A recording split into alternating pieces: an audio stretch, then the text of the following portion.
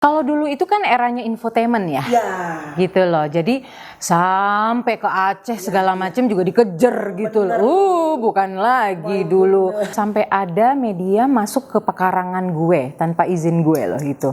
Anak gue waktu itu masih 3 tahun, kelihatan dia nggak suka pada saat itu. Sampai gue parkir mobil, kamera udah on ya pada saat itu tanpa izin gue, sampai bawa mikrofon untuk interview gue masuk ke dalam, ditepis sama anak gue. Ketika divorce, it took me 5 years to find my inner peace.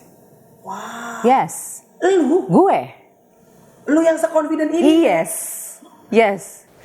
Wasn't it something that you wanted? Pada saat gue divorce gitu, of course I want it gitu kan. Tapi maksudnya gue tidak nyangka impactnya ternyata sebesar itu ke gue.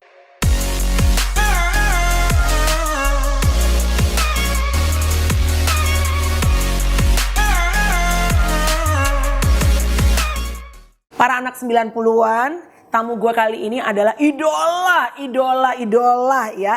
Anak-anak 90-an. Dulu itu menjadi salah satu cewek paling seksi. Ya, sampai sekarang masih seksi. Sekarang mama-mama seksi. Please welcome on my podcast. Banyak banget yang kangen karena beliau ini udah cukup lama gak terdengar di, gak lama-lama banget sih. Tapi maksudnya orang tuh, kemana perempuan ini ya kan? Kok udah lama gak warawiri. Ternyata beliau akhirnya sekarang balik again for good to Jakarta. Please welcome on my podcast ini dia, Nova Eliza. Heyo. Hi Bo. Hi. How are you? Good. Sehat? Alhamdulillah. Bahagia? Amin. Waras? Waras. Itu penting tuh. Penting banget. Iya kan? Zaman sekarang ya. Zaman sekarang tuh sehat. Udah gitu mental juga terjaga, itu penting banget. Iya. Bo, ini banyak banget yang nanya, dan kalau gue sih tahu karena suka DM dan suka ngikutin kamu juga di Instagram kan. Tapi banyak orang yang mungkin ngefans atau mungkin gak terlalu into social media.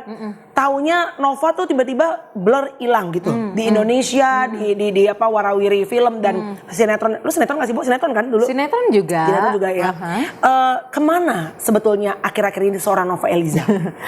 Jadi kemarin 2 tahun belakangan ini gue itu sebenarnya sempet nggak tinggal di Indonesia karena kebetulan waktu masih masa-masa pandemi, gue memutuskan untuk cabut dulu sementara waktu dan anak gue juga sekolah di sana di negara tersebut karena pada saat itu kan gue sempat mengalami kalau dibilang depresi kayaknya terlalu berat gitu ya tapi sempat tergoncang lah ya akibat si pandemi itu, terus gue juga sempat kena COVID juga gitu. So kita mikir kita mau cabut dulu dari Indonesia. Nggak usah lama-lama, tapi kalau memang keadaan sudah lebih baik daripada pada saat pandemi, akhirnya kita memutuskan balik lagi sekarang. Nah, sekarang duduk di sini deh. Balik ini ke Indonesia for good? For good. Oke, jadi kemarin itu sebetulnya kamu ada di Belanda. Iya. Tinggal di Belanda untuk berapa lama, Nov? Kalau bolak-baliknya sebenarnya udah dari tahun 2013 ya, setiap tahunnya. Kemudian kita itu sempat tinggal di sana itu hampir 2 tahun lah ya gitu. Pada saat diputuskannya endemi, kemudian akhirnya kita juga berpikir kayaknya udah waktunya balik ke Indonesia gitu loh. Things getting better. Kemudian juga aku nanya sama anakku prefer di mana, di sana atau di Indonesia. Dia juga memilih untuk tinggal di Indonesia. Gitu. Jadi ya udah akhirnya dengan segenap hati baliklah kalian ke Indonesia. Betul. Kenapa pada saat itu mungkin orang banyak yang tanya kenapa harus ke Belanda? Padahal kan sebetulnya secara karir kamu tuh masih banyak sekali demand, banyak permintaan dan masih sangat produktif di Indonesia. Kenapa saat itu memutuskan ke Belanda? Apakah karena masalah hati? Apakah Anda sama seperti gue, ya kan? Yang akhirnya juga harus sempat ke Australia mencoba, tapi nggak ada kayak akhirnya ya balik lagi kan orang pilihan masing-masing ya berbeda-beda gitu. Kenapa? Karena memang partnernya juga di sana gitu. Orang Belanda jadi ternyata. Iya, mix Indonesia. Nggak cukup. 365 tahun kita jajah sama Belanda. Lu masih mau tiap malam jajah sama Belanda. Sekarang gue mau menjajah dia. Belanda. Oke, jadi punya partner orang Belanda. Iya betul, tapi sebenarnya dia nggak Belanda-Belanda banget. Bapaknya itu juga orang Manado gitu, jadi mix gitu. Cuma memang dari lahir juga udah di sana gitu loh. So jadi karena si anakku juga waktu itu mau nyoba sekolah di Belanda gitu loh. Selain ada partner di sana dan kita juga ingin mencoba kehidupan yang berbeda lah. During the pandemic kan itu lagi cuacanya, udaranya kan lagi bersih-bersihnya kan dunia ini karena tidak kontaminasi, orang-orang pada nggak keluar ya. Betul gitu. Jadi why not we explore. Kemudian setelah beberapa tahun akhirnya ya udah kita balik ke sini. Apa rasanya yang paling signifikan selain pekerjaan saat tinggal di luar? Karena kan biasanya kita visit Belanda, Amerika, Australia itu untuk liburan, only for holiday, and for sure holiday and staying for good is totally different dong gitu. Iya, sangat beda. Kalau yang kamu rasain, karena kamu nih artis gitu, mungkin kalau misalnya pekerjaannya ngantor mungkin akan berbeda gitu ya. Yang paling signifikan kamu rasain pada saat kamu tinggal di Belanda tuh apa? Mungkin ini ya, perasaan kangen syuting, kangen nasi box di lokasi. Yalah, yang biasanya enggak nasi box lagi, kangkung ya, kangen ya. Terus udah gitu, apa ya, perasaan di calling, dijemput syuting, naik mobil itulah gitulah. Jadi perasaan-perasaan itu yang sebenarnya setahun lalu juga masih syuting film gitu. Tapi beda rasanya ketika kita memang ada di nginjek di sini ya, di Indonesia gitu. Yang anytime kita kan bisa syuting, bisa ini. Kalau ketika di Belanda itu kan memang based on, sama manajemen gue misalnya gitu.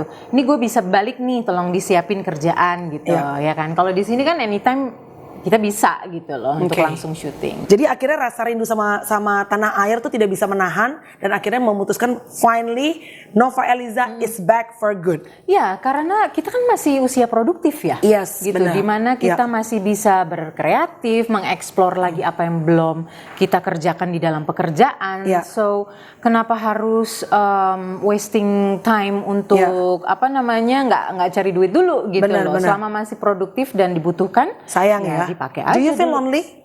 I don't feel lonely. No, not lonely because I have my daughter there and my partner there. Dan udah sibuk aja ya, Bo, nyiapin ini nggak ada ART ya kan. Menyenangkan juga ternyata menjadi seorang ibu full time itu kan full time job gitu kan. Benar. Belajar banyak gitu karena sebelumnya kan gue masih kerja juga kan. Dan banyak support system kalau di sini kan. Iya, betul. Kalau di sana makanan berarti semua kamu masak sendiri dong. Masak, Bo. Kalau nggak masak mau gimana? Masa makan di restoran? Mehong ya, Bo. 5 kali persen daripada di sini gitu loh. So what's your plan? Untuk akhirnya balik ke Indonesia, sekarang planningnya apa nih? Mau langsung kerja lagi? Gue tahu sebenarnya kan your heart itu kamu tuh punya banyak hati yang sebetulnya tertarik dengan dunia keperempuanan dan punya foundation juga tentang perempuan gitu. Apa yang sekarang pengen dikerjain di Indonesia? Sebenarnya kalau yayasan gue itu yang Suara Hati Perempuan masih tetap jalan no matter where I am gitu ya. Karena kan itu bisa secara remotely dikerjakan gitu. Jadi kalau misalnya tim gue lagi butuh Zoom ya gue tetap laksanakan gitu. Kayak tahun lalu, Desember tahun lalu pun kayak kita bikin roadshow soal stop violence di ruang publik transportasi, tetap jalan 5 tempat gitu loh. So next plan-nya of course balik lagi ke syuting, mau itu stripping, mau itu film, halal TV host gitu, it doesn't matter karena memang basic gue kan di situ gitu loh. Kalau yayasan memang akan ngikutin dengan sendirinya sih. Gitu. Ini kan lo sangat concern dengan masalah perempuan. Nah, sedangkan di Indonesia sekarang ini lagi viral, banyak banget dan nggak tahu menjadi bahan buat bercanda juga kadang-kadang. Ayo lo jadi pelakor. You know the word pelakor tuh kayaknya lagi it's like everywhere. Karena juga many cases yang mungkin juga masyarakat juga akhirnya melihat. And then juga ini bukan cuma artis ya. Kayak sekarang kan orang yang bukan artis pun kalau tiba-tiba misalnya nih lakinya let's say sama perempuan lain, bininya nggak mau. Kalau dulu kan mungkin bininya ngomel apa segala macam tapi nggak ada sosial media. Sekarang dengan bininya ngegapin lakinya di hotel aja sama perempuan lain blok gituin, langsung viral ya. Ini nggak harus public figure dan ditambah juga mungkin ada kasus beberapa public figure. Kamu sebagai orang yang concern terhadap perempuan, how do you see this kind of cases yang emang it's like everywhere, especially in your country? Kalau buat aku sih yang tidak spesifik ke pelakor ya, tapi kalau sesuatu hal yang memang tidak baik dikerjakan, menurut aku memang tidak perlu diviralkan. Karena menormalisasikan yang tidak baik itu nanti justru dicontoh banyak gitu Awalnya loh. shock, kaget, lama-lama jadi kebiasa ya. Karena sering nonton. Itu kan kalau kita nonton otomatis kan otak kita kan jadi terstimulasi ya dengan hal-hal seperti itu gitu. Dan sadly memang itu masih menjadi clickbait dan juga banyak ditonton oleh masyarakat saat ini gitu loh. Yang berat-berat ya pasti nggak akan banyak ditonton. Justru yang begitu-begitu menarik minat gitu. Tidak hanya itu, bahkan kalau kita buka media online gitu ya, headline-nya aja udah apa gitu loh. Padahal isinya berbeda pada akhirnya tapi gitu kan. Tapi selama ada kata pelakor, perselingkuhan, skandal, orang tuh demen untuk betul. Nah, mungkin yang perlu dipahamin juga bahwa kalau terjadinya perselingkuhan itu tidak mungkin satu belah pihak aja. Of course. Kalau nggak namanya pemerkosaan ya. Of course. Makanya terjadinya perselingkuhan gitu. Cuman kan sekarang yang banyak dijudge itu kan memang lebih ke perempuan gitu loh. So aku sih nggak bisa ngasih tahu lu harus begini harus begitu, tapi lebih kepada pahamin dulu deh, bener nggak yang dilakuin itu memang kita harus lakukan. Kalau memang tidak sesuai dengan kata hati, ya mending better stay away from it gitu loh. Toh masih banyak juga kan laki-laki lain atau perempuan lain gitu loh yang ini masih free, nggak belum punya istri. Iya, maksudnya penduduk Indonesia itu kan mau 300 juta gitu loh. Katanya soalnya tantangannya lebih. Katanya begitu, sensasinya berbeda ya. Katanya nih ada penelitian yang bilang kenapa perempuan, karena kan sebetulnya bisa it ruins your career. It might ruin your image, nama baik yang udah dibangun bukan sehari 2 hari. Tapi ternyata katanya memang pada saat laki-laki ini punya istri, atau ini sebaliknya juga perempuan yang punya suami atau punya partner deh gitu. Ini katanya sensasi yang berbeda pada saat ada the more challenging. Gitu. Dan katanya lagi, maksudnya gini yang gue dengar gitu ya. Bahkan itu menjadi suatu ada grup-grup tertentu yang memang jadi barter ya. Yang gue dengar. Gitu loh. Dan for me it just how can you do that gitu loh. Anda ternyata masih, walaupun Anda udah hidup di Belanda, Anda bajunya sama tetap kultur Indonesia akar gue tetap gitu. Kok bisa sih gitu loh. Udah gitu kan kita juga ibu ya, menjadi role model untuk anak-anak kita. Kita merasa bahwa anak-anak kita nggak ngerti. No, mereka bisa melihat, memahami dan dan mereka juga akan mencontoh gitu loh nantinya. Menurut gue bener banget sih, I mean we cannot expect, kita nggak bisa mengharapkan anak kita untuk bisa menjadi pribadi yang baik kalau we as a mother cannot give a good example for them. Yes, and I'm not saying that I'm a really suci segala macam. No. At least we're trying. Exactly. Kita mencobalah gitu karena melihat anak aja ya gitu. Apa yang dilakuin anak kan juga cerminan dari kita, orang keluarganya gitu loh. Katanya kan monkey do, anak tuh melihat dan mencontoh apa yang dilakukan oleh kedua orang tuanya. Well, as for you sama kayak aku juga, kita punya anak perempuan dan anak perempuan Nova sekarang sudah kelas 3 SMP lah. Kelas 3 SMP. Udah besar. Udah mau SMA bentar lagi. Apa yang kamu rasakan, Nov, setelah punya anak? What changed you the most as a mother, as a woman? Kayaknya bisa, kalau aku sih merasanya ini ya, nggak tahu orang lain melihatnya, tapi aku merasa lebih melihat perspektif itu dari beberapa sisi yang berbeda. Kalau tadinya kan sendiri belum punya anak tuh ya udah pola pikir gue lu harus dengerin, tapi ini udah nggak bisa gitu. Jadi anak tuh punya pemikiran yang berbeda-beda gitu ya. Itu salah satunya. Selain itu kan juga gue merasa ya harus lebih bijak aja sih gitu. At least I'm trying lah gitu ya, karena nggak mungkin juga kita udah jadi emak-emak ya Bo, nggak bisa bijak masih begajulan. Ada seorang manusia nih yang ibaratnya memanah memantau kan. Iya, benar. Mami bilang nggak boleh A, tapi mami ngelakuin A. Iya, right? exactly. Iya, itu juga udah nggak benar gitu. Jadi kita benerin dulu diri kita sendiri dulu deh, baru anak akan ngikutin dengan sendirinya gitu loh. Emang anak tuh bener-bener cerminan banget ya. Cerminan dari ngaca. Ya dari orang tuanya sebenarnya ya. Karena kan mereka unless mungkin anaknya nggak bersama dengan orang tuanya ya. Tapi kalau kita tiap hari sama dia pasti kita tukang ngomel. Iya, benar banget. Dan kadang-kadang gue sampai gini loh, ini anak gue banget ya. Iya. Kayak waktu gue dulu gitu. Gue suka cara gue ngomel aja. Anak gue cara ngomel persis banget. Ya, sama ya. Attitude terus rambut-rambutnya sama, ini segala macem. Yang tomboy-tomboynya sama persis gitu loh. Gokil ya, Bo. Kalau dipikir-pikir itu amazing banget loh. Makanya itulah yang menjadi rem kita sebagai orang tua gitu loh. Iya, betul. Anak gue setuju. Anak itu adalah rem yang paling dahsyat. Banget. At least for me as a mom, for you as a mom, gitu, kita ngelakuin hal yang aneh-aneh. Betul. Kadang-kadang terlintas. Tapi manusiawi. Manusiawi It's gitu. very human gitu. Ada ini, ada apa segala. Tapi rem utama tuh adalah anak sih, bener banget. Betul sekali. Anyway, ya orang udah tahu bahwa Nova pernah menikah and then juga divorce a few years back ya. Udah lama sih. Udah lama ya, Bu? Tahun 2012. Jadi berapa tahun menikah yang pertama? Not long. You were young ya? 27 tahun. Berapa tahun menikahnya? Not long. Gue gak bisa bilang. Udah ngerti Anda sendiri ya.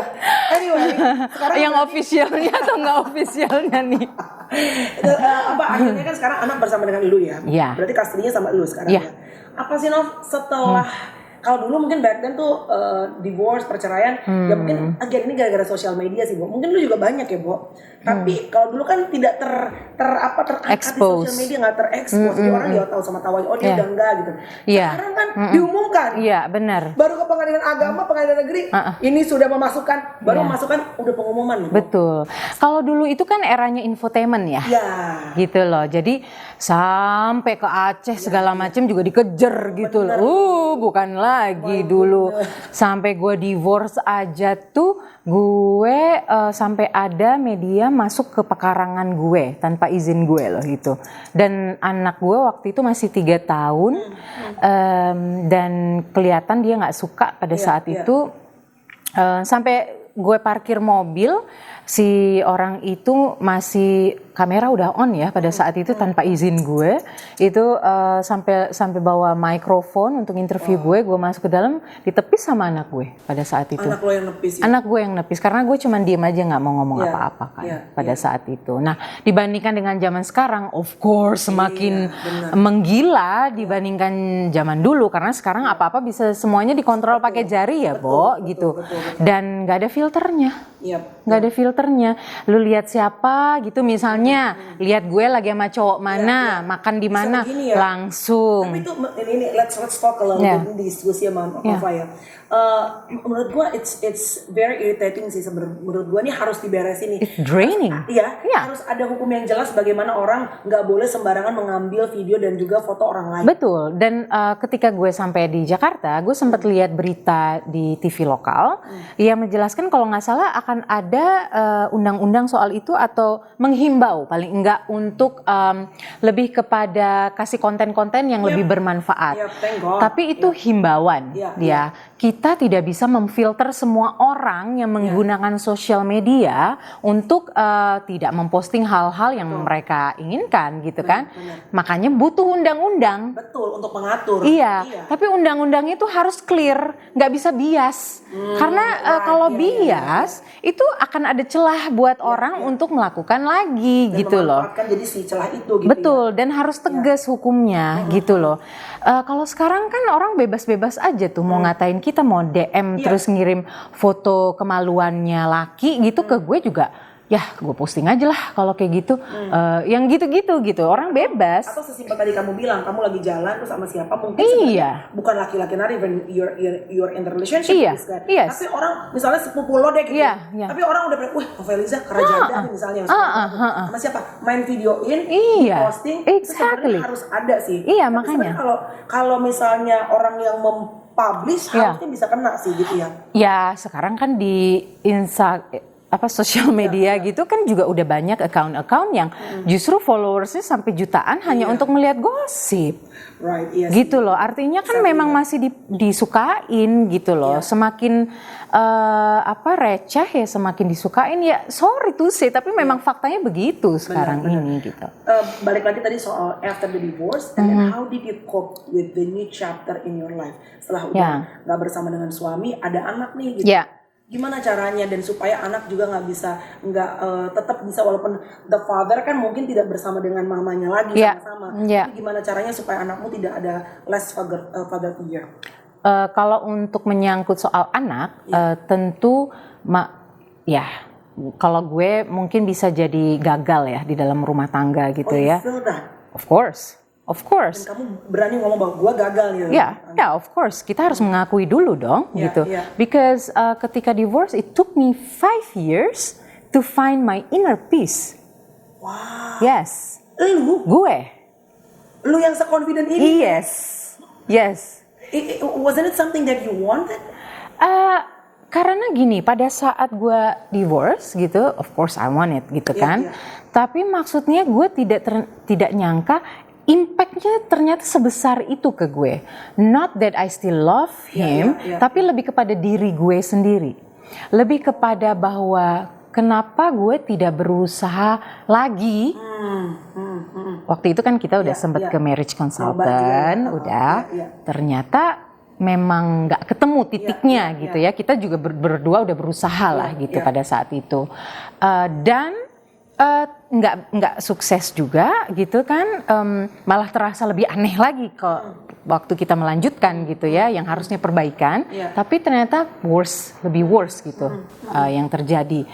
Nah, pada saat divorce gue tuh mikir, kenapa gue nggak berusaha lagi dan lagi demi si anak gitu loh. Itu worst feeling ever kalau udah menyangkut si anak gitu loh. Jadi you feel like you should have tried harder, at least harder lagi gitu loh. Nggak tahu kata lebih dari harder apa lagi gitu loh. Gitu loh. Jadi lebih kepada diri gue sendiri, lebih menyalahi diri gue sendiri gitu. Kenapa did I do something wrong dulu pada saat itu gitu loh, waktu masih relationship gitu. Terus gue baca. Healingnya gue pada saat itu adalah gue baca semua buku yang soal psikologi itu, gue baca semuanya. Lalu mencari kayak reborn jatuhnya, mencari jati diri lagi, kayak ngebangun diri sendiri lagi. I need to kick my ass untuk bisa stand up lagi and chin up. Lo bayangin gitu ya, kalau putus, inget nggak dulu lo interview gue di kamar, kamar apa sih namanya, baju yang zaman dulu lah, itu kan beda ya. Tapi kan kalau pernikahan kan it's another level gitu loh. Beda. Iya kan? Ada manusia lain nih. Betul, ada si bocah ya yang ada antara kita sekarang, how to fix it. Nah, of course pada saat itu anak gue juga terkena sedikit gitu dari sisi mentalnya, sosialnya, pasti ada impactnya. Nggak mungkin nggak ada impactnya untuk anak. Gue aja yang cerai ada banyak impactnya, apalagi anak yang ngerasain yang nggak bersalah gitu loh. Iya kan? Jadi sampai gue bawa ke terapi. Pada saat itu dibantu oleh art therapy. By the way, ini gue nggak pernah ngomong ke manapun ya, podcast manapun, talk show manapun. It's so personal. So personal. Cuma sama lo. No, gue benar-benar sangat memfilter jari gue gitu kan untuk hal itu. What happened with your daughter at that time sampai kamu bawa ke terapis? Ini dia jadi antisosial, jadi sulit gitu, dan itu berlangsung lama gitu loh. Actually masih sampai tahun ini. Ya masih gitu. Impactnya itu besar sekali perceraian orang tua. Makanya aku saranin kalau memang bisa diperbaiki, perbaiki. Tidak hanya untuk si anak, tapi untuk si couple-nya itu juga. Tapi benar-benar dijalanin dengan baik gitu loh. Bukan karena fake atau segala macam gitu, bukan. Karena anak juga bisa sense ya soal itu.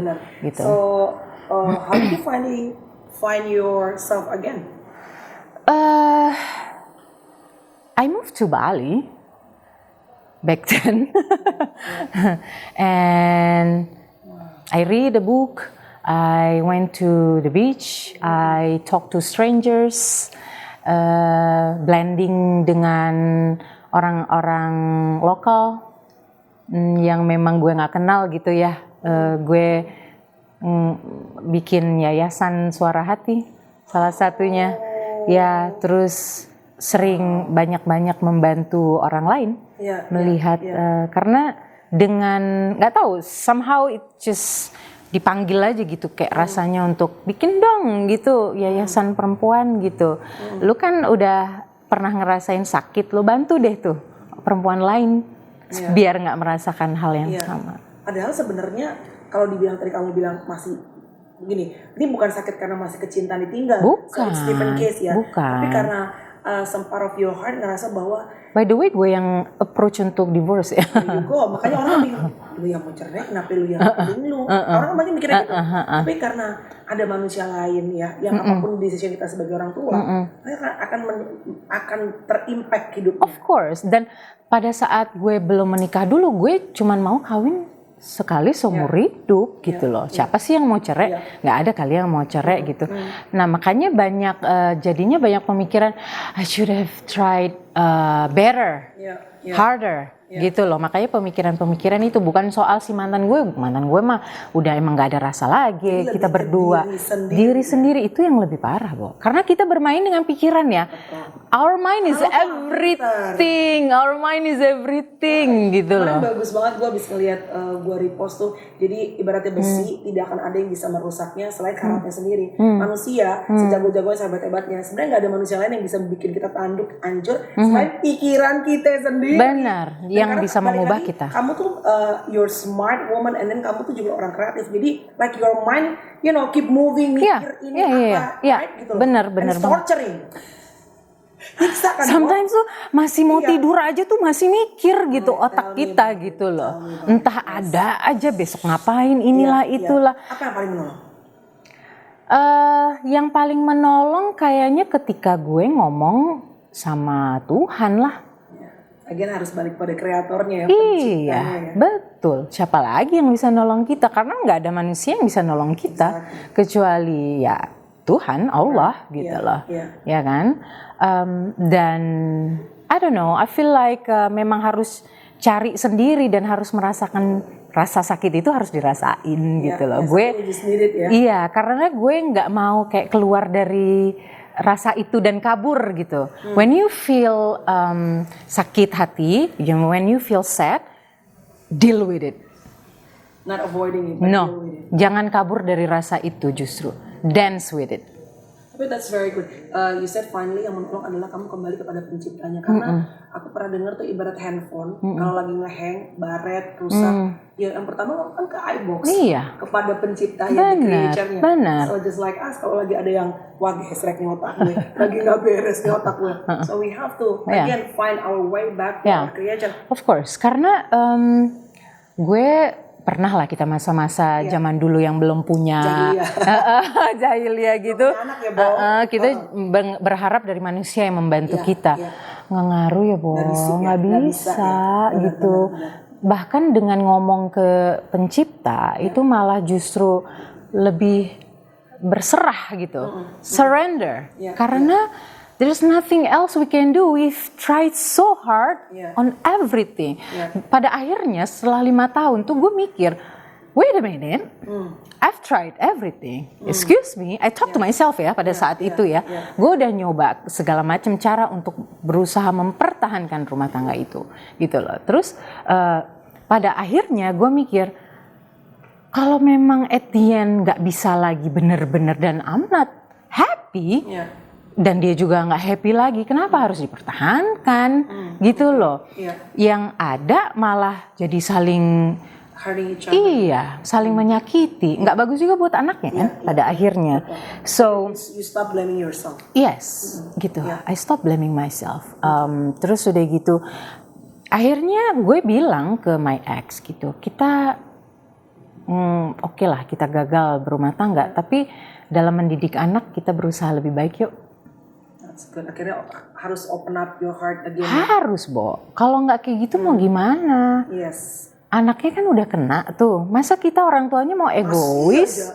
Jangan egois kan jadi orang tua. Betul. Mau gimana lagi? Right. Kalau mau egois nggak usah punya anak. Betul.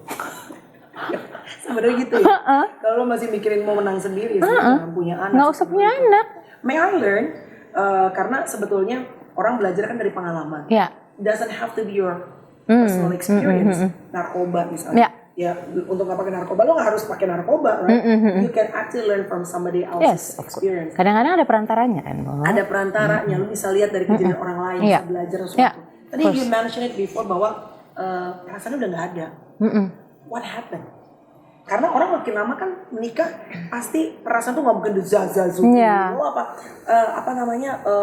menjadi rutin semuanya, Nov. Betul. Apa yang terjadi, Nov?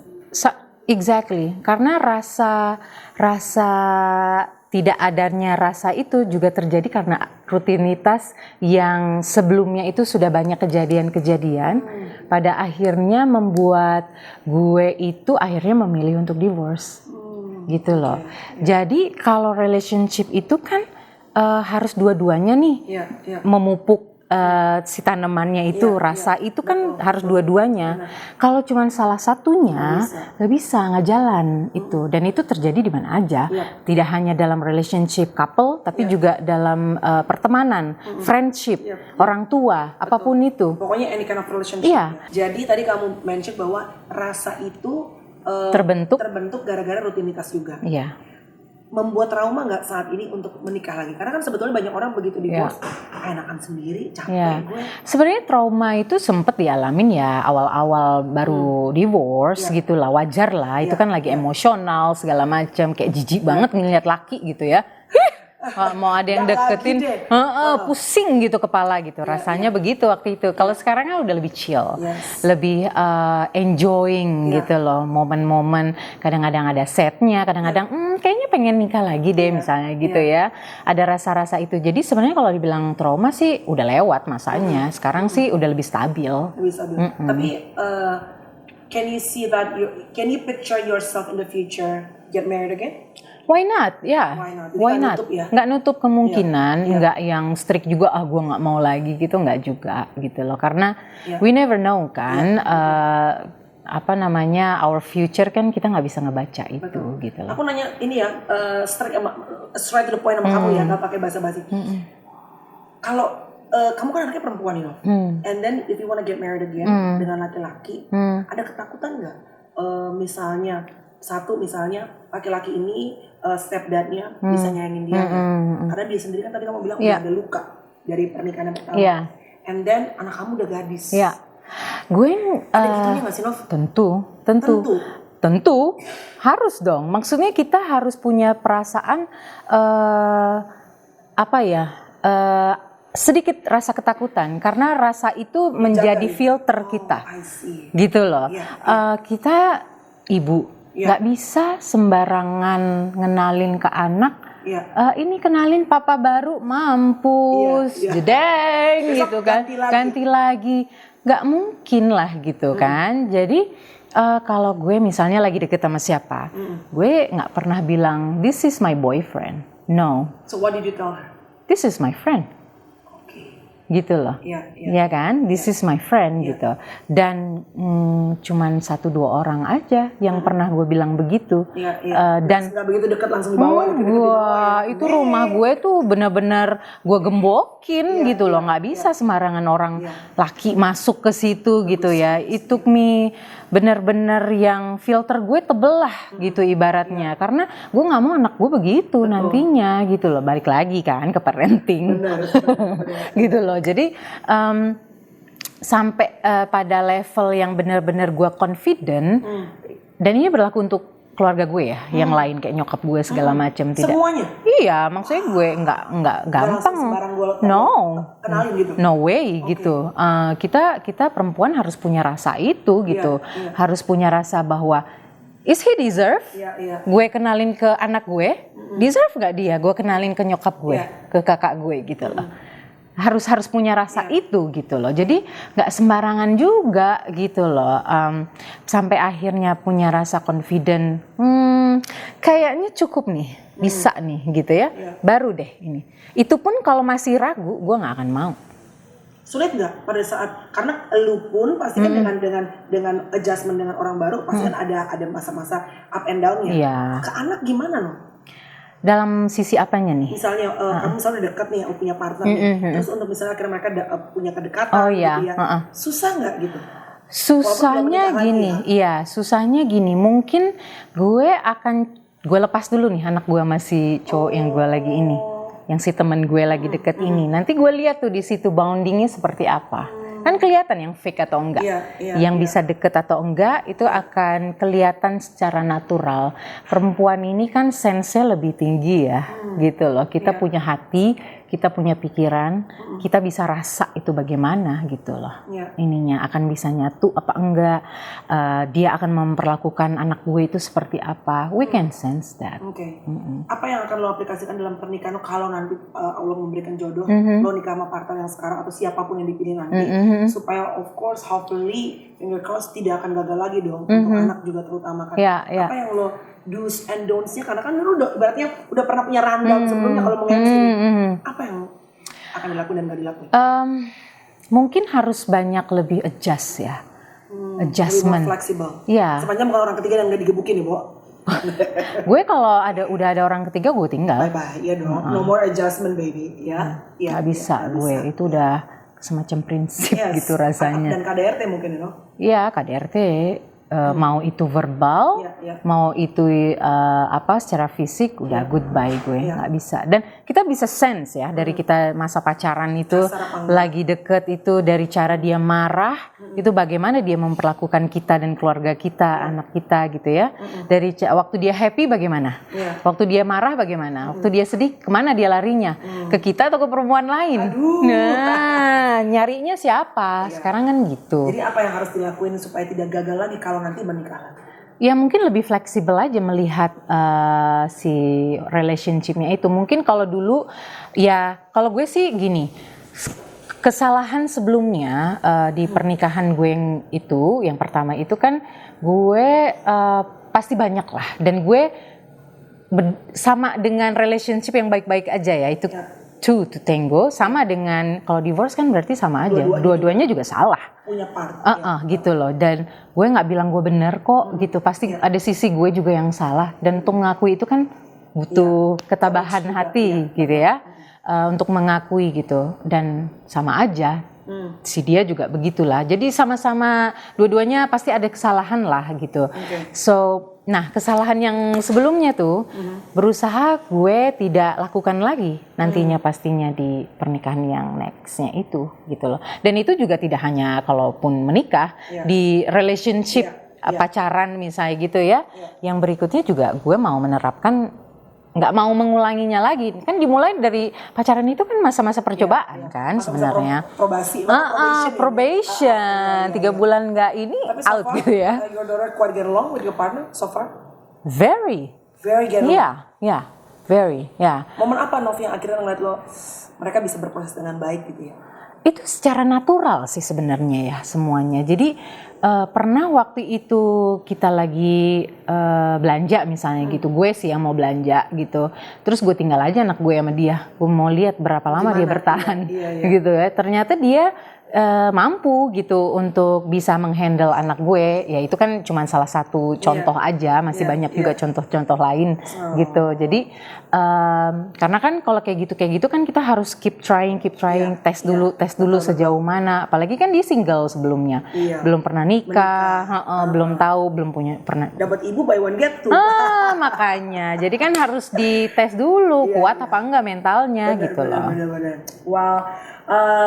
Whatever that is in the future, what's the best for you and your daughter yang paling penting gitu ya. Iya. Dan ada salah seorang yang ini masih single, tapi nggak ada rencana mau nikah. Dia katanya tahu banyak hal mengenai Nova Eliza. Oke. Siapa? Ini reportase, telepon aja, biasa.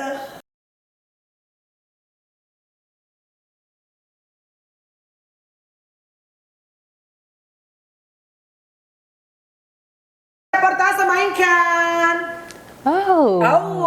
Nova, ini lu Bo. Ini gue ceritanya. Coba lihat. Coba lihat, Nek. Oh my goodness. Was it you? Ya? Setengah soal mukanya. Iya. Ya kan? Ini pakai kacamata juga. Nemu aja gue kan. Nemu aja juara, Anda juara. Selamat datang di Mister Reportase, artinya Repongin aja desa. Oke. Mungkin ya kan. Yuk, mainkan. Ya lo gue pilih desa udah main Papa Elijah. sinetron, Papa Elijah. sekarang masih begini loh kak. Tapi dia jago ya, jaga badannya oke ya. Jaga hubungan. Hai, belum tentu. Oke. Ya amin. Mau pantun? Cakep ya. Ya. Mpok Ati makan pizza. Cakep. Ada si cantik Nova Eliza. Apa kabar kakakku? Baik, alhamdulillah. Apa Masih kabar? kecil badannya. Alhamdulillah. Kamu juga? Peranakannya kalau ini Oh ya gak ada. Lanjut ya. Nova Eliza. Lahir di Aceh 4 Juni 1980 ini adalah seorang aktris, Yes. model, pengusaha, aktivis, and founder of Suara Hati Perempuan. Bener ya kak? Benar. Coba punya yayasan. Anda punya yayasan juga? Yayasan Brondong-Brondong. Wanita lulusan Universitas Trisakti ini memulai karir di dunia model dan sinetron di tahun 90-an. Sinetron pertamanya berjudul Carmila. Bener gak sih? Benar. Namanya makin melambung tinggi. Coba Kak, melambung tinggi. Melambung. Setelah membintangi banyak film layar lebar. Dan pada 10 September 2007 dipersunting oleh sutradara film bernama Mirwan Suwarso. Sebenarnya dia nggak sutradara banget gitu. Justru pas sama gue aja dia mulai sutradara. Sebelumnya kerjaannya lebih Ketemunya di film apa sih, Po? Lo pernah? kagak waktu itu kagak jadinya keluar. Perawan. Itu film yang kita produserin bareng. Sebelumnya dia itu jadi produser di ini acara off-road. Nah, gua hostnya. Bukan, Indosiar dulu. Astaga. Kanova pernah itu nggak sih jadi hostnya yang apa saksofon itu pernah nggak sih? Saksofon tuh yang mana ya? Itu yang saya Nova Eliza. Oh iya. Itu yang seksi banget yang malam-malam itu bukan Jago bukan banget nih, ya Allah. Jangan dulu, itu bukan. Iya benar. Saksofon yang bahas tentang seksual. Lanjut. Seks aja lo dengar. Lanjut, dikaruniai 2 orang anak betul. Satu. Lah kok ini ada Naina Malika dan Naima Malika? Naima Malika aja. Oh, Naina satu sih. Enggak, cuma Nggak satu. ada. Oh, Malika ya kayak biji kecap ya. Seperti dirawat anak-anak sendiri ya. Pernikahan Nova dan Mirwan pun diputuskan bercerai pada 8 Maret 2012. It's okay. Life must go on. Iya. Artis yang pernah mendapatkan penghargaan Festival Film Bandung di tahun 2016 ini, kategori pemeran pembantu wanita terpuji film bioskop ini pernah ditipu agensi artis bahkan sampai dikerjain. Iya. Ditipu Kak. Berapa? Kerjainnya maksudnya apa nih gini? Ya enggak tahu kan kerjaan mau konfirmasi ya. Berapa M, Bu? Sebenarnya bukan MM-an, tapi lebih kepada kayak gini loh. Gue bilangnya disuruh datang untuk casting. Nyampe sana, cuman ngobrol-ngobrol nggak jelas.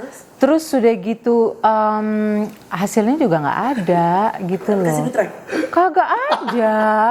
Naik bus lagi desa. Ember, udah muter-muter masa lalu.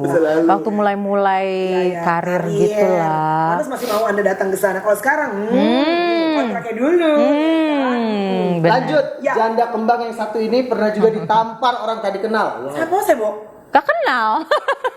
Namanya juga gak kenal. Mukanya. Jadi waktu itu, waktu gue inget banget ya. Waktu itu kan gue mau syuting Doaku Harapanku. Sinetron lah waktu sinetron Lebaran ya, puasa.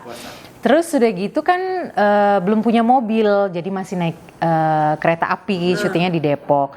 Nah, mau menuju ke tempat stasiunnya itu kan jalan. Tiba-tiba gue lagi jalan ditabok sama laki. Gue nggak kenal, jadi ternyata dia sakit jiwa. Kalau adik gue di Blok M Mall, adik gue persisnya di Blok M Mall lagi jalan tiba-tiba dicipok, di Cium. keplok aja, dicium pakai bibir. Laki juga? Laki, Orang bukan ODGJ kalau itu mah hemong. ODGJ juga ya. Ih serem ya. Lanjut. Sering mengunggah potret bersama sang anak, Nova Eliza terlihat seperti bestie dengan anaknya. Karena sosoknya masih terlihat udah. Kira-kira apa rahasianya? Dan mirip ya. Rahasianya apa sih Kak? Rahasianya nggak ada sih sebenarnya, lebih kepada jaga pola hidup aja. Olahraga. Pilates. Pilates, yoga, Pilates loh. Pilates, terus Diana. fitness juga. Lebih ke pola hidup aja sih, Bo. Secara umur kita kan nggak nambah terus kan. Jadi kolagen berkurang, kita makan apa? Ya kan vitaminnya. Usahakan ya, Say. Oh iya dong. Benar-benar. Kini hidup dan menetap di Belanda, Nova Elisa sering ungkap kangen Indonesia, kangen rumah di Bali, kangen makanan Indonesia, kangen naik ojek, bahkan kangen berpuasa di Indonesia. Iya, sangat.